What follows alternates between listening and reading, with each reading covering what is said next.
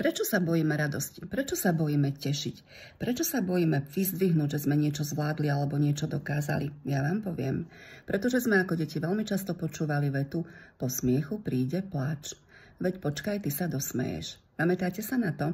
Ja celkom dobre, pretože naozaj myslím si, že každý z nás túto vetu niekoľkokrát počul a vôbec si neuvedomujeme, že je v nás tak hlboko zakorenená, že nás naozaj oberá o slobodu tešiť sa z prítomnej chvíle, tešiť sa z toho, čo naozaj sme dokázali, tešiť sa z toho, že sme sa niekam posunuli. Pretože keď sa tešíme, tak potom budeme nešťastní, pretože takto nás to naučili. Chcem vám povedať, že to tak vôbec nie je. Vždycky sa stane to, čo sa má stať.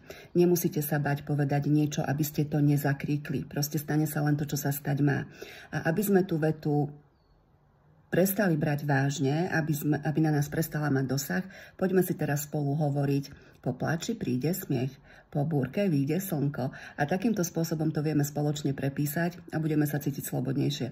Hlavne sa naozaj prestaneme báť radosti, pretože ja poznám x ľudí, ktorí sa boja tešiť, pretože majú neustále v hlave na veľmi hlbokej podvedomej úrovni vetu: po smiechu príde pláč. Napíš mi dole do komentára, aké záklidné hlasy pamätáš zo svojho detstva. Môžeme sa o tom pobaviť.